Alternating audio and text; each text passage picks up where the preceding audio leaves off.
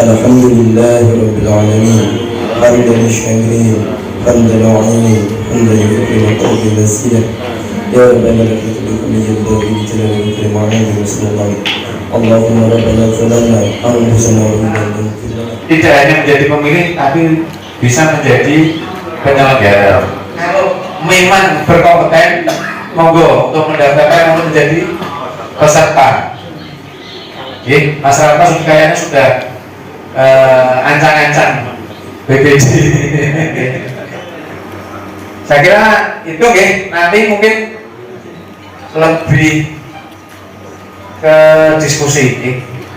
Ada diskusi Pak Supri? Ada.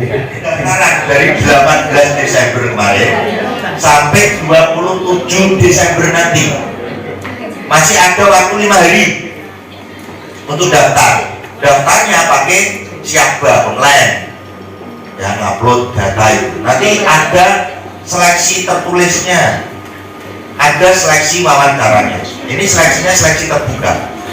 Jadi jangan khawatir yang pakai nepotisme seperti yang ditanyakan Bu Kuswati tadi, kita cut pasti nanti.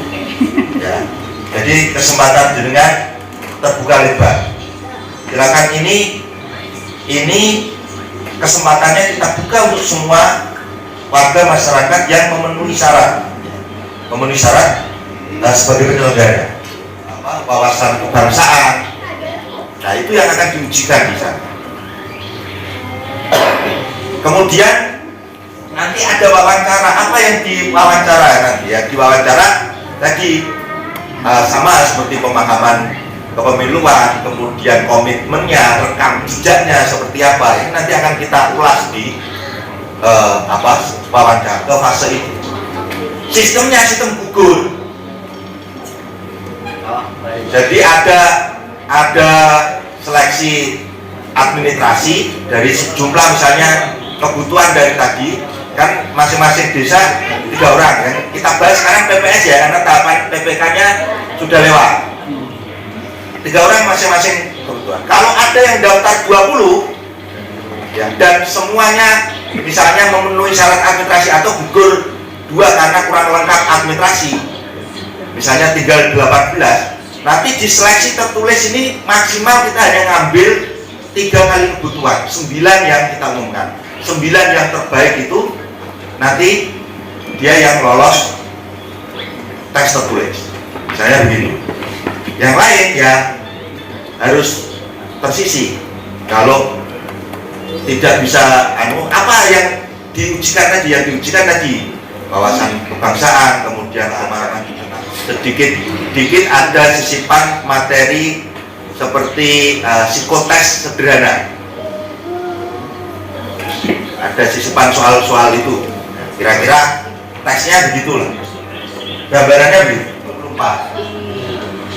Nah, sementara untuk pemilihan gubernur, wakil gubernur dan bupati, wakil bupati itu akan dilakukan, dasarnya berbeda. Dasarnya Undang-Undang 1 tahun 2015 yang sudah diubah beberapa kali, terakhir dengan Undang-Undang 10 2016. Nah, itu akan dilaksanakan pada tahun 2024 juga, tetapi tanggalnya 27 November 2024. Serentak 1 tahun, tetapi tidak bareng, tidak 1 hari maksudnya, ada jeda waktunya ya. Nah, yang kita bicarakan paling dekat nanti untuk pemilu dulu.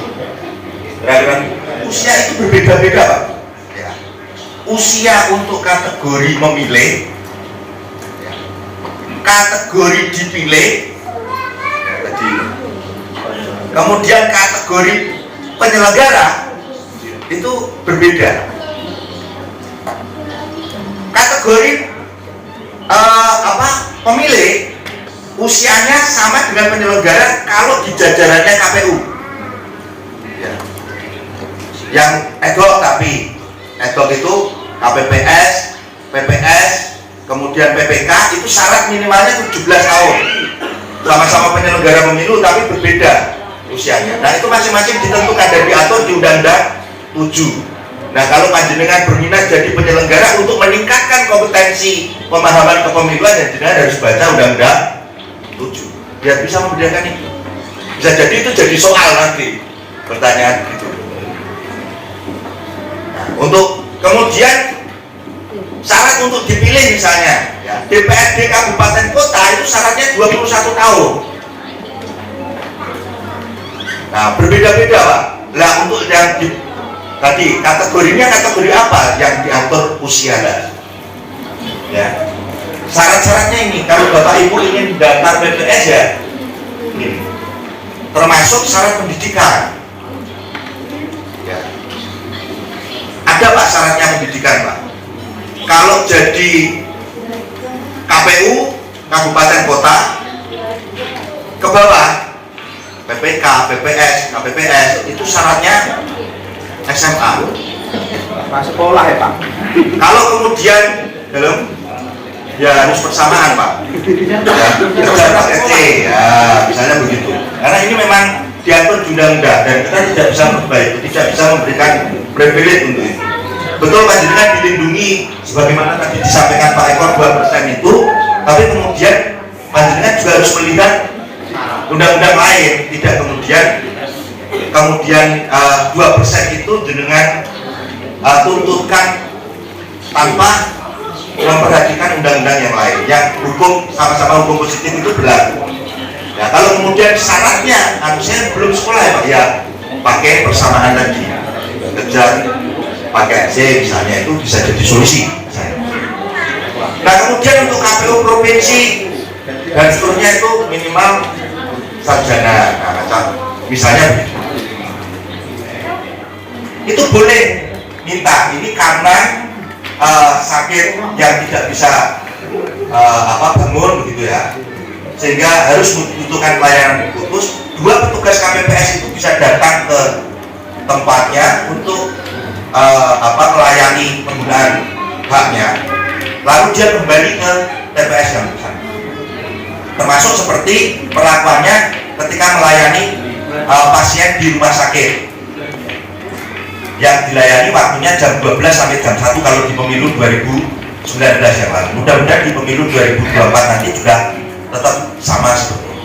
Yang di disabilitas seperti itu, tapi mekanismenya mengikuti mekanisme yang ada di KPU seperti itu Mas G. Jadi bukan ini pasti untuk disabilitas ya seperti itu, tapi panjenengan sudah dapat prioritas. Dari 50 orang ini nanti 1 orang untuk disabilitas. Panjenengan punya kesempatan yang sama, panjenengan punya hak yang sama, tadi sudah disampaikan. Tetapi tentu ketika panjenengan ingin perubahan, mari kita bergotong royong untuk perubahan itu. Lengkapi diri panjenengan untuk panjenengan bisa berubah dan berubah. Karena kesetaraan itu adalah hal yang memang harus kita perjuangkan untuk panjenengan semuanya.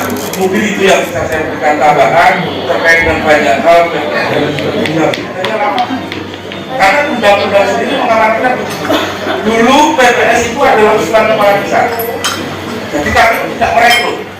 Jadi kepala desa itu mengusulkan, itu amanat undang-undang 6 orang nama yang kemudian KPU memilih 3 nama. Itu dulu. Tetapi sekarang mulai ada perubahan seleksi terbuka. Tetapi apakah kita bisa secara spontan mengubah budaya itu? Tentu mungkin belum 100%.